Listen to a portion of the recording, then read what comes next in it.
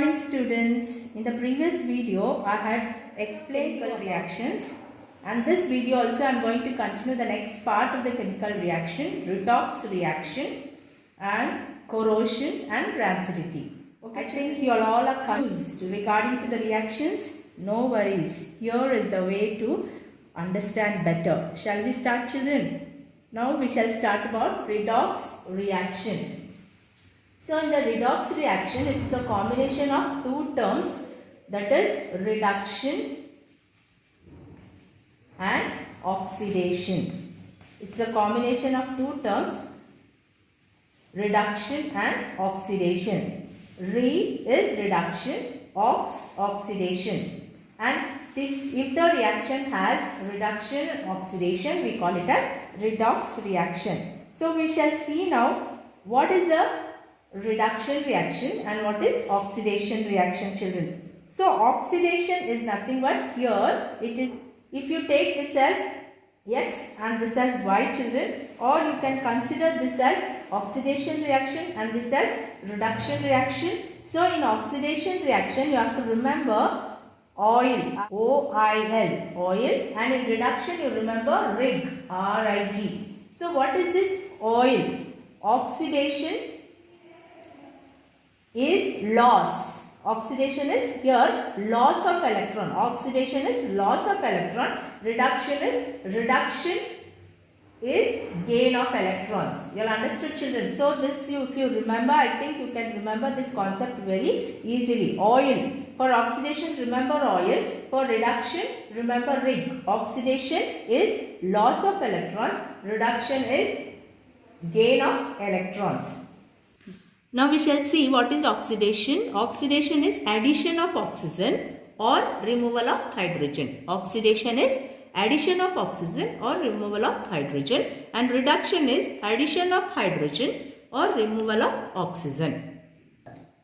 So here, to know better, to understand better, we shall see with an example, children. If X and Y, here X and Y in this reaction. So this is oxidation. X is oxidation, Y is reduction. So in oxidation reaction, what happens? X is oxidized by Y. X is oxidized by Y. If you see in reaction, Y is reduced by X. Y is reduced by X. You all understood, children? In oxidation reaction, X is oxidized by Y, and in reduction reaction, Y is reduced by X. And the second one is, in oxidation reaction, X loses electrons. X loses electrons. And in reduction reaction, Y gains electron. When X loses electron, Y gains the electrons.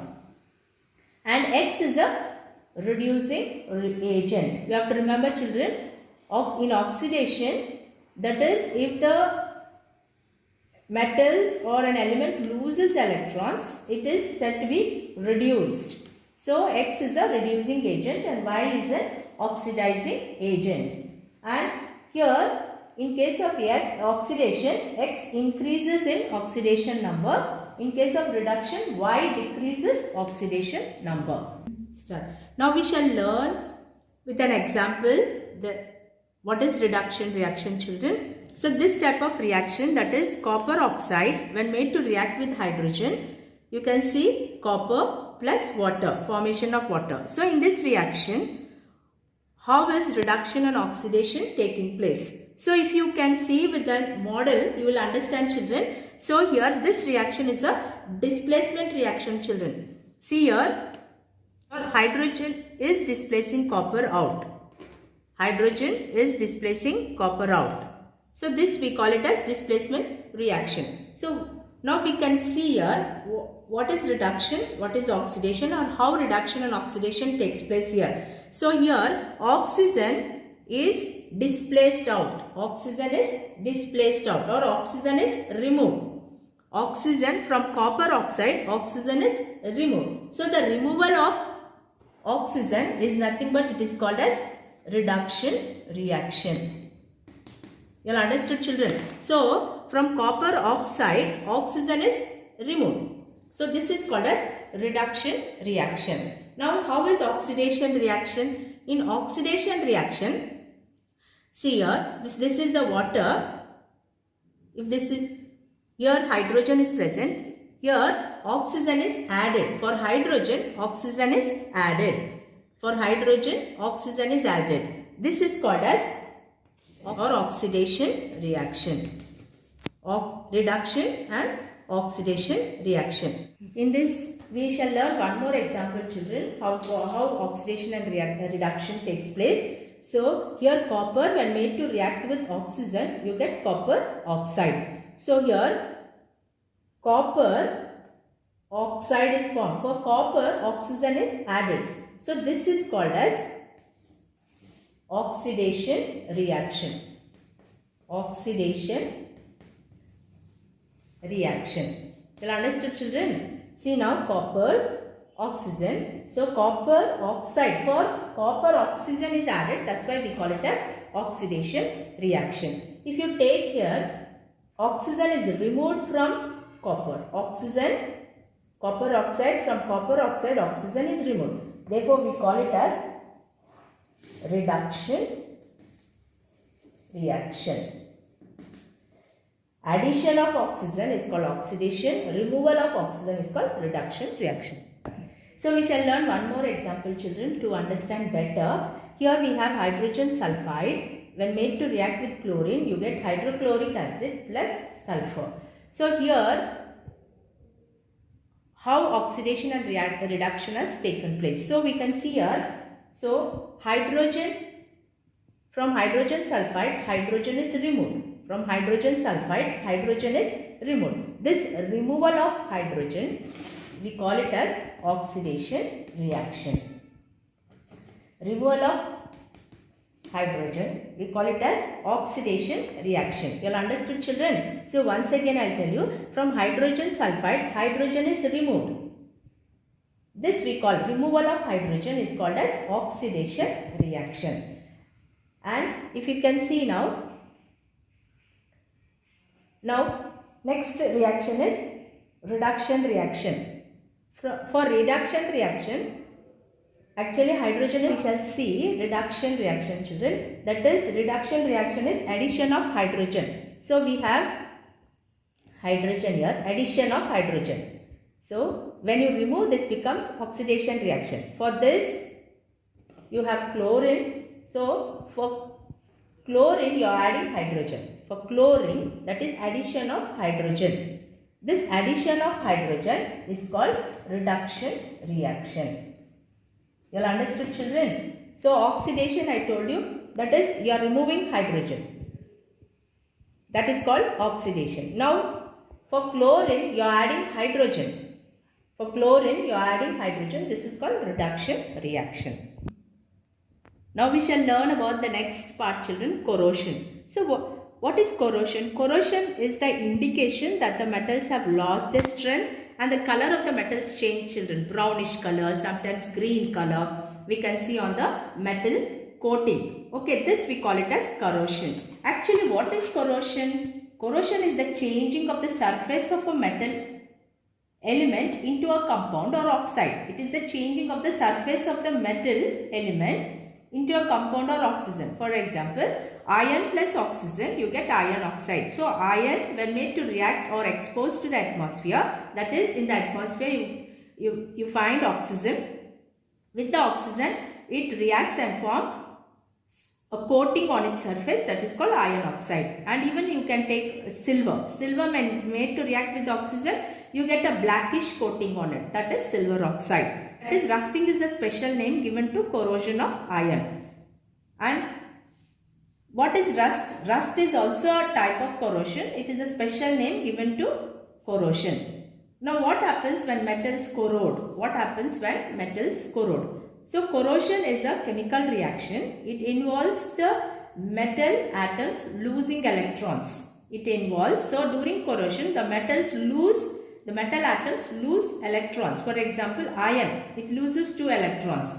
Losing of electrons, that is losing of electrons, we call it as oxidation. Even copper also loses electrons.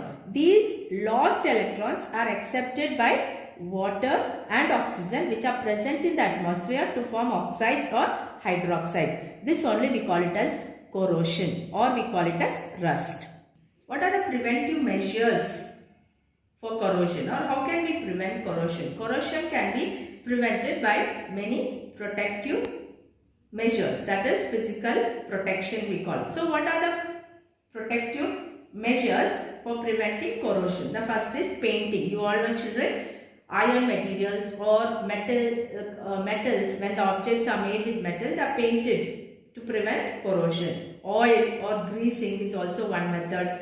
Then tin plating, where the metals are coated with the molten tin to prevent rusting. And then we have very important galvanizing. So what is galvanizing? Galvanizing is nothing but the metals are coated with zinc. So when the metals are coated with zinc, we call this process as galvanizing. Of course, this method is very expensive, but still this is one of the methods to prevent corrosion. And in galvanizing, actually what happens, when you connect a more reactive, when we connect a more reactive metal to a less reactive metal, in galvanizing, more reactive metal is connected to a less reactive metal. For example, more reactive metal is zinc, that is connected to iron. So here zinc is coated on iron. Here more reactive metal is used to coat on the less reactive metal. So the electrons flow from the more reactive metal to a less or lower reactive metal and prevents rusting. And this process we call it as galvanizing, where zinc is coated with iron. And we have next method is electroplating. So electroplating is also one of the method to prevent rusting. So here we have an apparatus fixed here, where you have two terminals, that is negative terminal and you have positive terminal. In the negative terminal we keep the copper or the metal to be coated is kept at the negative side. Here we are using copper. And at the positive terminal we keep which metal to be coated. Which metal to be coated, that is kept. Here we are using gold. So what happens is, here when you pass electric current, here what happens, the positive ions move into the solution, that is the gold ions will move into the solution, and these are attracted towards the negative terminal and get coated on the copper with the gold atoms. So that is how electroplating is done, which is used to prevent rusting. Now we shall learn about next concept, that is rancidity. Yes children, sometimes when we smell or taste the food items, they are unpleasant to smell, and even the texture, the taste or the flavor of the food also will be different sometimes. What do you call this change in the food items or change in the smell? We call it as rancidity, or the food items have become rancid. So what do you mean by rancidity? Rancidity is the development of unpleasant smell, especially in the food items which contains fats and oils, which are often accompanied by changes in their texture and appearance. So you can see sometimes greenish color of the food items, or you can see some change in the appearance as well as in the taste. This we call it as rancidity. Okay children, so what is rancidity? Rancidity is the development of unpleasant smell in fats and oils, which are often followed by changes in their texture and appearance. Now we shall see what are the factors of rancidity, or what are the factors which makes the food items rancid. The first is the fatty acid composition. If the food items contains fats or oils, these are the factors for spoilage of food items. And the second one is temperature. Even temperature plays a very important role, because temperature decomposes or increases the rate of decomposition in the food items. The third one is water activity. If water content is present in the food items, it will add a factor for decomposition. And the fourth one is metal ions. If the metal ions, for example, if we store the food items in the metallic containers like iron, copper, so the chemical composition which is found in the food reacts with the metal and makes the food item toxic. This is because of the reaction between the metals and the food items. So even metal also plays an important role. And we have oxygen. Oxygen also is one of the important factor which leads to spoilage of food, because oxidation is present. It also adds a factor for the spoilage of food items. And even we have light. Light also plays a very important role for spoilage of food items. Now we shall see what are the preventive measures to stop rancidity. The first is adding antioxidants, children. Antioxidants are added to the food items to slow down the oxidative deterioration, or oxidative process will be reduced. So for that purpose, antioxidants are added. Like we can use vitamin C, or we can use some other chemical substances in order to reduce the oxidation process, to keep the food items fresh, or to increase the life span of the food items. Vacuum packaging to keep oxygen away. So vacuum packages, we have to remove the oxygen and pack the food items. If oxygen content is there, I told you oxygen is also one of the factor for spoilage of food items. So we have to remove the oxygen to keep the food items fresh. That is called vacuum packaging. And the third one, we have to add inert gases like nitrogen, children. This is very important for your exam. They'll ask you why chips are packed with nitrogen, or what is the gas used in packing the chips packets. So you have to mention the gas is nitrogen. Why we are using nitrogen? Why we are not using other gases here? Nitrogen will not show any reaction with the other components. So that's why nitrogen is used here, and nitrogen is used to keep the chips from oxidizing and helps to keep the food items fresh for longer period of time, because oxygen causes chemical change and spoils the food items. That's why they remove oxygen and flush oxygen into the chips packets to keep the chips fresh for a longer period of time. And the next process is refrigeration. So refrigeration is also one of the method to prevent from rancidity, because in refrigeration the temperature will be low and the chemical reactions also will be reduced, so that you can keep the food items fresh. You all understood, children? So adding antioxidants, keeping the food items in vacuum containers, and also adding nitrogen to the chips packets, or any other food items can be stored using nitrogen bags, and also keeping the food items in refrigerators. So these are some of the methods to prevent rancidity. We have come to the end of the lesson, children. Now we have assignment session. So in the assignment session, I am going to put some questions so that you can write the answers and prepare for your exam. See you next video, children. Thank you.